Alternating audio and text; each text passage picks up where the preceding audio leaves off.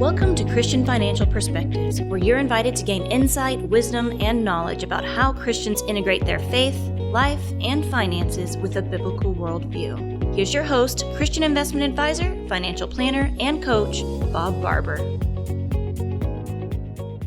Isaiah 41:10. Do not fear, for I am with you. Do not anxiously look about you, for I am your God. I will strengthen you. Surely I will help you. Surely I will uphold you with my righteous right hand. Do not fear, I will help you.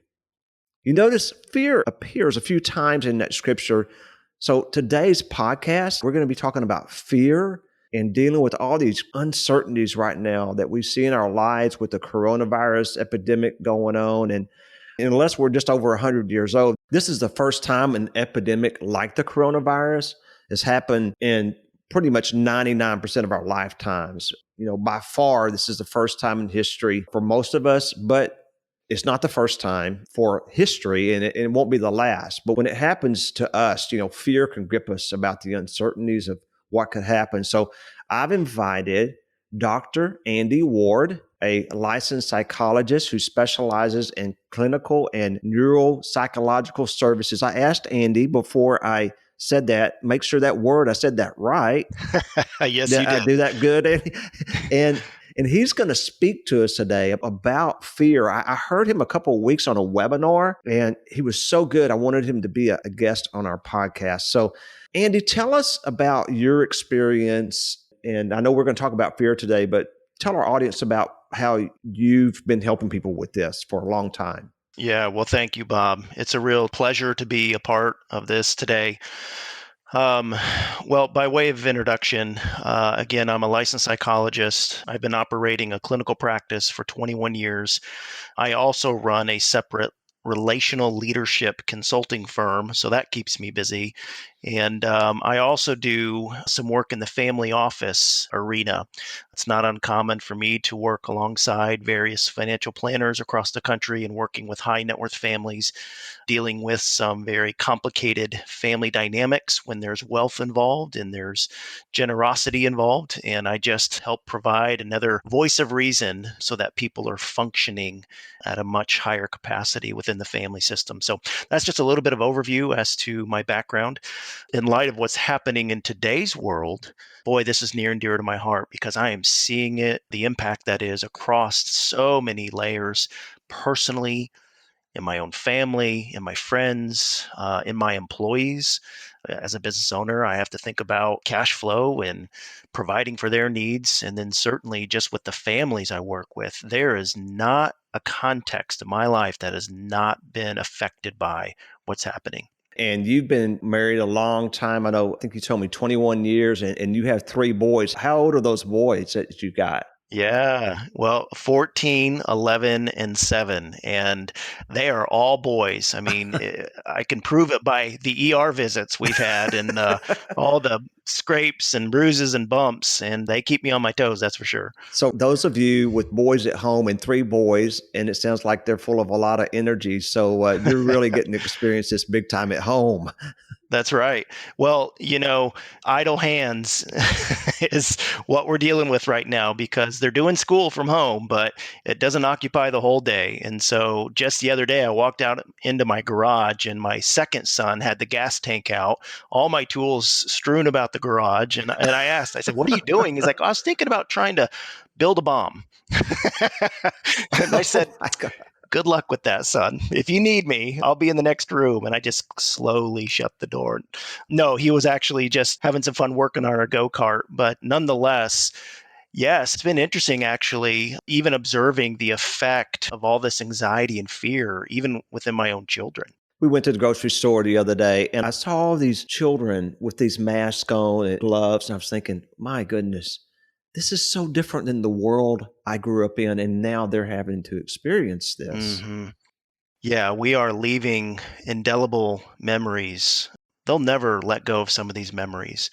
I hope that at least certainly in my family, they can walk away saying, although there was fear, it was some of the richest time relationally because we really reconnected on some deep levels. That's my hope as a parent.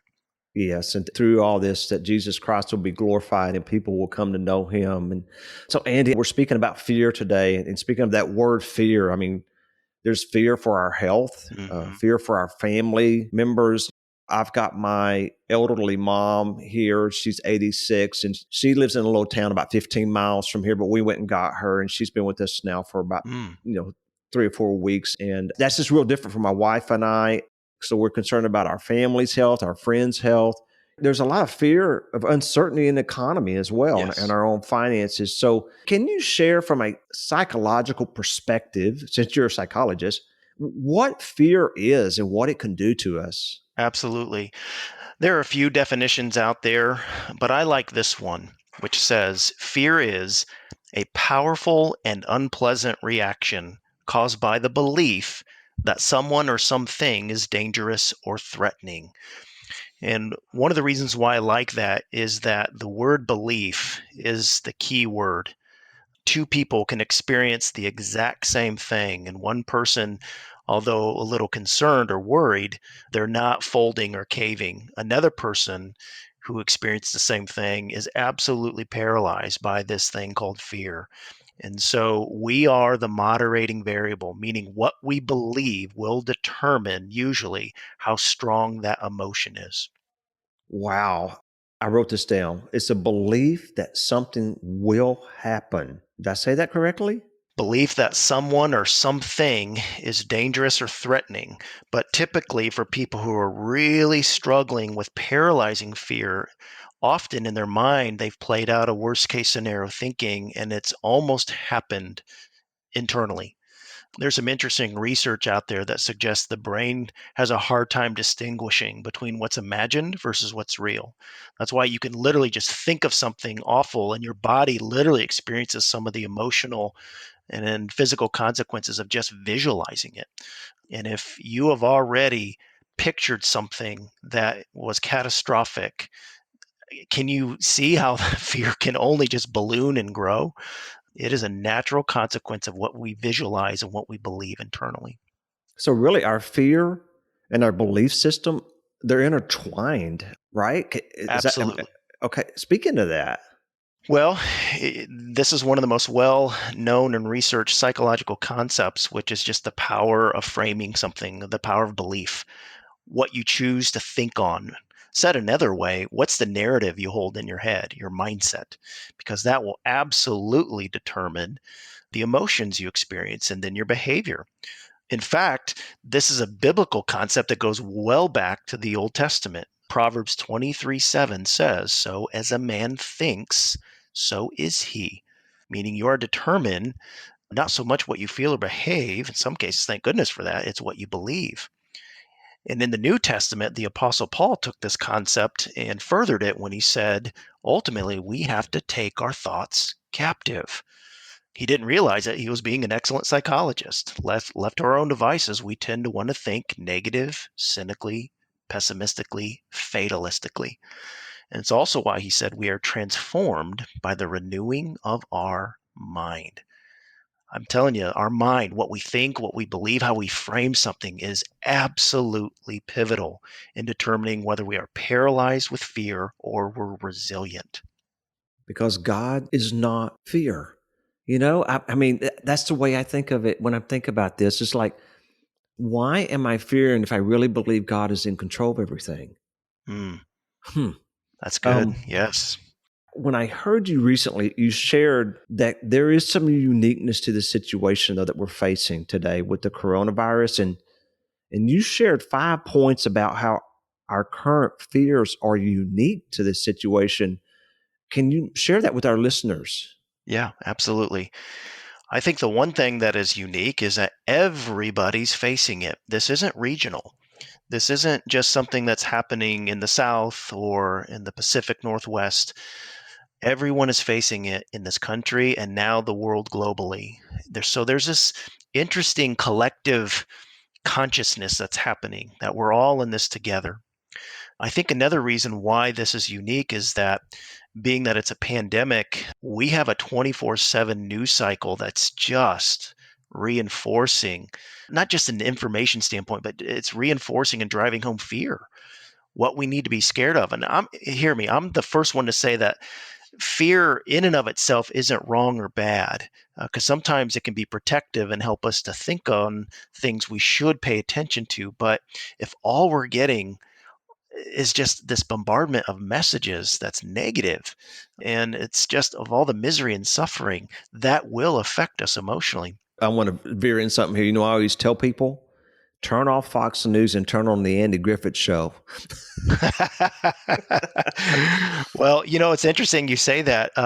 We've been exposing my children to the Andy Griffith Show as well as the Brady Bunch over the last several weeks. And it's just kind of interesting to have them park their mind on something a little bit more lighthearted.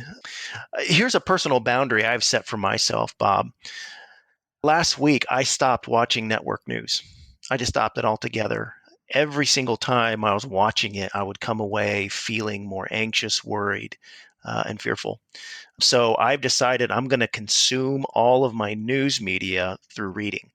And the advantages of that are I get to start and stop when I want. I also get to gloss over the things that are a little more sensational rather than factual. And that's really helped me manage this emotion called fear. You know what? I've done that same thing. And I'm getting my information off the internet. Of course, internet's always right and true, as we know. But anyway, I'm just getting mine directly as reading myself because, when you see it and you hear it, it tries to get into your soul. And I've done the same thing, and it has helped me so much. We're taking care of our elderly mom, as I said, and we've just stopped. We're not going to watch this in the living room right now. And it has helped. It's helped a bunch. So I'm glad you shared that one. Like you said, we're bombarded. You think about the Spanish flu 100 years ago, they didn't have this. That's right. That's right. Something else that makes us unique, again, we are in a global economy. We're also connected globally. So what happens here happens around the world. We just hear about it. I think that's unique in light of something like the Spanish flu. I think this is one of the biggest ones, though. The disruption that we're having in our daily life really reinforces how serious this is. I mean, think about it. We're not just washing our hands more, we are self-quarantining, in some cases mandated to quarantine. We're changing the way we shop, the way we do business. I mean, even in my business, my service delivery, I'm having to do everything from my basement at my house. Not a single area has been untouched by this, as I mentioned previously. And so that just really reinforces that this is a big deal that can grow our sense of fear. And then I think just lastly, kind of to a point you alluded to a moment ago with the Spanish flu, we just think that today in our modern world, with all the technology and science, that we're somewhat immune to these kinds of calamities and catastrophes. But if you think about it, it's only been a few generations out that we've actually had things like indoor plumbing and things such as having heated and cooled environments and having the medicine that we have. I mean, we're relatively not far removed from living in a world where danger was ever present. We just seem to be insulated from that. We think we are, but I think we're learning in this process that just because we live in a modern world, that doesn't mean that we're generally immune to things that can hurt us. Thinking about disruption in our daily lives. And I think one of the things that just as Americans, and especially, this is on Christian financial perspectives, Christians love fellowship. And the one thing that comes with fellowship is eating. Yes. Yes. We can't go out to eat. We can't get together in church and have fellowship. And I was listening to our church service yesterday online and my mom's, and everybody's talking about when we all come back together. Now, this is going to be one gigantic big potluck dinner, Yeah, because absolutely. of the fellowship. And that is what's so different. I remember, we've had economic downturns, but we've never had it where we could not get together and shake hands and high five and give each other hugs. And I am a people loving person. I mean, we're sitting on our porch last night, and we live in the country on 17 acres. And I was just telling my wife, I miss people. I mean, I said, I love you, baby. But, I miss people, and just being around all my kids and my friends. That's where this is really disruptive, extremely. Yes. And then that fear, it starts to get into our feelings. So you have the fear and the feeling part of it. and how all that's related. And I know there's a lot of feelings that are related to this economic impact too. You shared there's 10 common feelings. There's 5 points that are unique about this, and then you have these 10 feelings. It's going to take us a while. So if you'll go into those 10 common feelings related to this economic impact. Yeah, and that's what I've been hearing specifically related to the economic/financial piece of this. Certainly insecurity and worry. We don't know what's going to happen. Uncertainty is another one.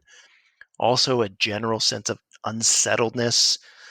In some cases, anger. Anger has been an emotion I've heard from colleagues and friends and even the clients I've worked with. They're just mad it's just come to this. And they're mad that they can't, in some cases, business owners I work with, that they can't keep their employees. Certainly, as we've said, fear. But you know what? Fear can also morph into downright panic. I do know of some people who are having panic related symptoms. This is an interesting one. Another one is grief. I've actually heard a colleague of mine state that all this general feelings that we have and even the irritability that we might have with our family members is actually a mild form of grief. We are grieving the loss of our life the way it was. Yes. And then that can go into sadness and depression. Impulsivity is another one. Boy, that can really happen when it comes to trying to manage our money. I do have permission to share this, but one of my business partners, he liquidated all of his holdings and he went to a strictly cash basis. And that was because of fear. I know the recession in '08 just really impacted him in a negative way, but it can lead to that general sense of I have to do something, I have to do something, but that can lead also to impulsive decision making too. And I think this is one of the most powerful ones we can feel. It's that general sense of powerlessness.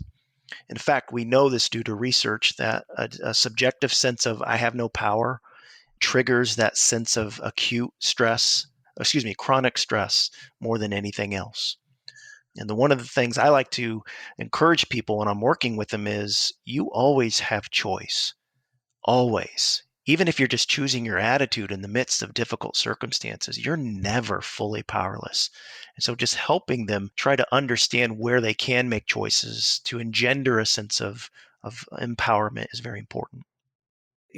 As you were going through these, I was thinking about myself because you went security, uncertainty, unsettledness, anger, fear, panic, grief, sadness, impulsivity, powerlessness.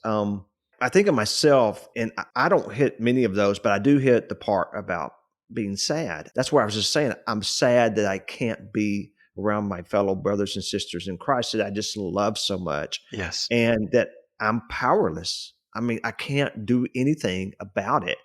I just can connect with that feeling. I want to reach out and hug some of my cousins, my in laws, some of my other family members, and I just can't do that. You know, I know the extroverts in the world are really taking this hard. I almost want to do some social research. How are the introverts doing? Because I would imagine at first, feeling sequestered may be a little bit easier. I'm being presumptuous about that, but You're not because I'm the out. Yeah, as you know, opposites attract. My wife is an introvert, and it hasn't been hard on her. So, I'm just curious when are they going to actually hit that wall and realize, all right, yeah, enough's enough. yeah, that is interesting, isn't it? So, as you were going over these, and you talked about the Hmm. impulsiveness, Yes. I shared with you a chart that we always give to people. It's called the cycle of market emotions. And this is taken from, there's some books about this too. This cycle of market emotions really goes through what people go through during this. I'd like to hear your thoughts on this cycle of market emotions chart that I shared with you. Yeah, I loved looking at this because to me, what does this reflect? It reflects human psychology. It reflects how our emotions are emblematic and part and parcel of even our financial strategy. There's some interesting, again, research out there that suggests even people who pride themselves in being analytical and numbers driven actually make more emotionally derived decisions than they realize. And boy, that shows up in this cycle of market emotions. Just like the numbers go up and down, so do our feelings. All right. From optimism, excitement, there's a thrill. And then when the market begins to tank or at least begin to slide down, anxiety is not long to follow. In some cases, there's even denial. Yet all the trending is going down, and now fear sets in, and then a sense of desperation and panic. And that's when we really need good advisors to come alongside and give us wisdom and perspective. Because I'm just a firm believer in this statement: you can't know yourself by yourself. We need people outside of us to speak into us, to even in love and respect, call us out on some of the ways we might have blind spots. And that's what a good advisor can do. Well, Ecclesiastes said that two are better than one. Hmm. And, and over in Proverbs, I think it's 15:22 that says plans fail for lack of counsel, but with many advisors, they succeed. And, if you noticed on my chart here, by the way, it will be on our Financial Perspectives podcast website, which you go to christianfinancialpodcast.com. So you can see this chart, but it's interesting when everybody's depressed and saying sell, sell, sell, and get me out. That's when the guys like Warren Buffett are going buy, buy, buy, Absolutely. because that's your successful investors. That's when they're wanting to get in. But at the top of these market cycles, when everybody wants in, the market's up, everybody's, they're thrilled about it. They're excited. They all want to get in. It goes the exact opposite of what we're supposed to do as investors, because it causes you to buy high and sell low instead of buying low and selling high. Absolutely. Absolutely. And a related issue, I really think that when even the market's down, one of the ways that we can feel better is to actually think about increasing our generosity. When it says in 1 John, perfect love casts out fear, I not only think that's love we're receiving, but love we're giving. And so there are ways we can just, through love, through the vehicle of generosity, really help mitigate our own fear by generosity in that time when it doesn't make sense. Andy, as Christian financial advisors, we believe so strongly in what you just said, because we believe in using biblical principles in good and bad times, because we know that biblical principles, they're rooted in wisdom. When you emotionally feel like selling out of a well thought out investment portfolio that goes along with a long-term financial plan and strategy at the worst possible time, that's where we as Christian advisors will come beside you, walk beside you, and help you make those wise decisions based on the long-term outcome, not days or months, but a long-term outcome. Mm-hmm. As we get to the end of the day's podcast, I want you to share some practical advice. I know you have like 5 pieces of practical advice that you shared recently in the webinar that you did for us financial advisors, but let's do it from the perspective of our listeners and how they can take this practical advice and apply it. Absolutely. Well, number one, I do think we need to move people away from fear to concern. Now, I'm drawing a distinction between those two emotions. Fear usually tends to have forward momentum that'll make it worse. But I do think there's something very wise about being concerned about your current state of affairs, as well as what it's doing to you emotionally. Concern can lead to action. Concern can lead to proactive movement in a way that can maybe hedge risk. But when you're just stuck in fear, that almost always gets worse. So that's one of the first things. And that's more of an internal choice. But again, that's where it all starts. Behavior starts with that internal decision that no, I can make a choice here to frame this in a way that's not so paralyzing. I think number two, and this is a related one, but we have to be very cautious against worst case scenario thinking. This is so important. And I'm speaking to myself, frankly, in all of this, but we know that the human brain tends to want to look at situations in a more negative light. We want to see the negative things. It's considered, on one hand, an advantage to know how things can go wrong. But this is a cascading effect. The more we just see this worst case scenario thinking, it's going to impact us physically, psychologically, relationally.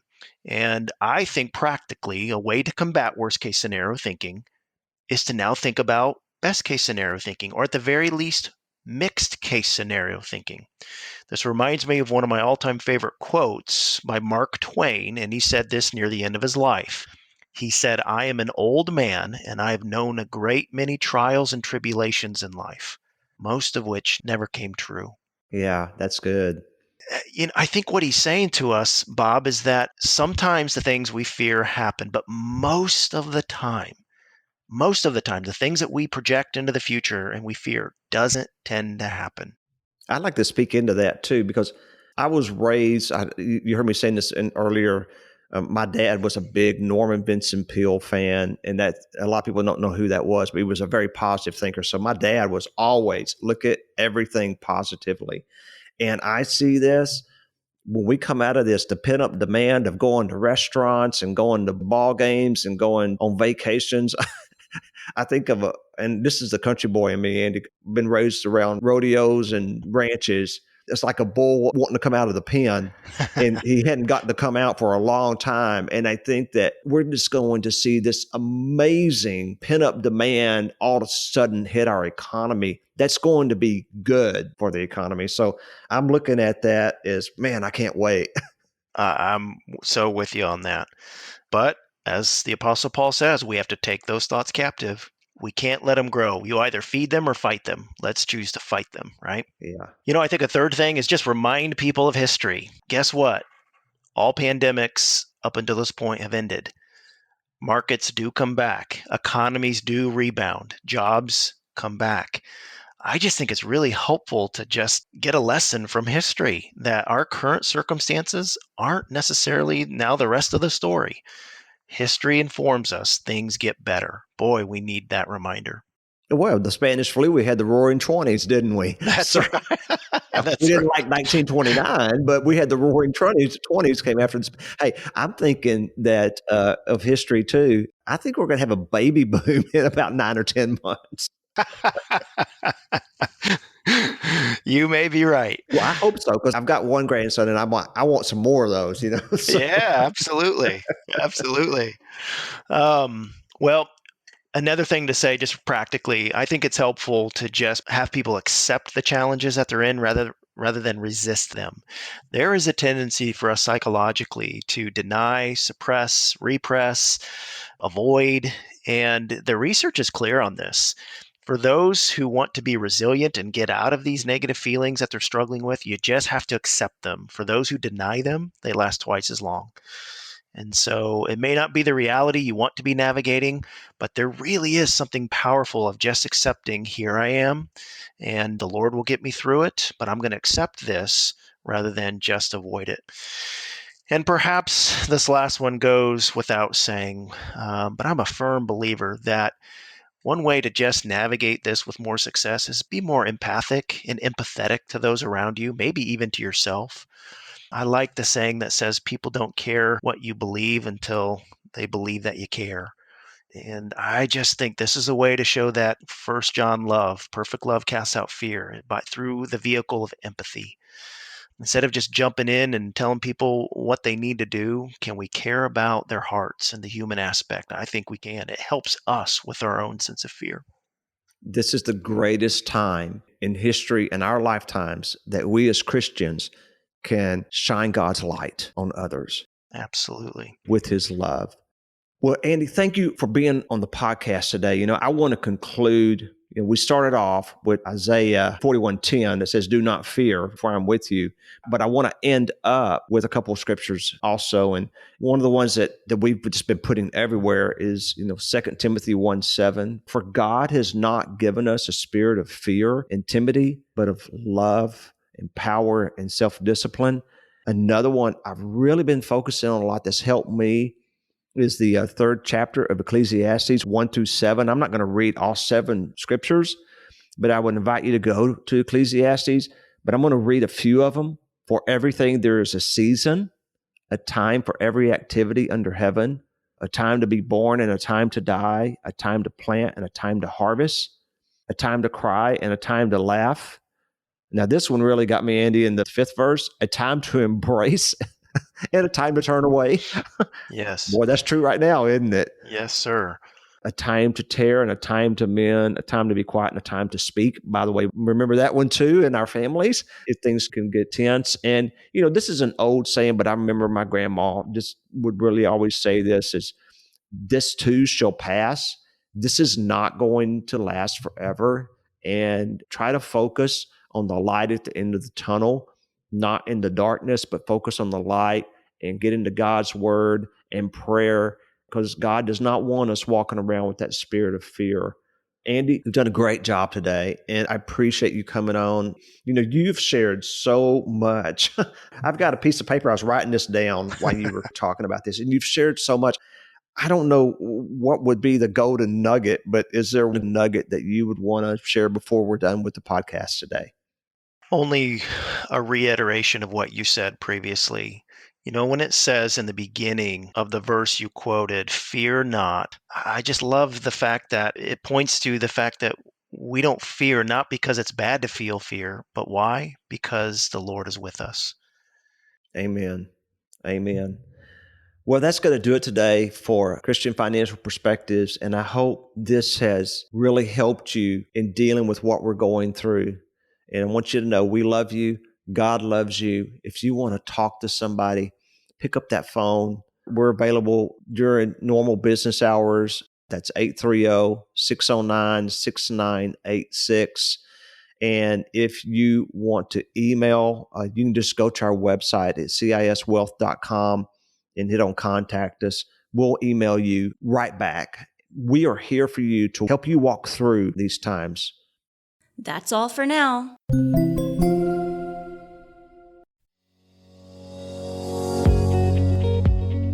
We invite you to listen to all of our past episodes covering many financial topics from a Christian perspective.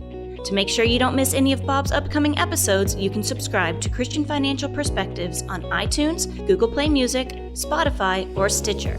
To learn more about integrating your faith with your finances, visit ciswealth.com or call 830-609-6986. Investment advisory services offered through Christian Investment Advisors, Inc., DBA CIS Wealth Management Group, a registered investment advisor. Comments from today's show are for informational purposes only and not to be considered investment advice or recommendations to buy or sell any company that may have been mentioned or discussed. The opinions expressed are solely those of the host, Bob Barber, and his guests. Bob does not provide tax advice and encourages you to seek guidance from a tax professional.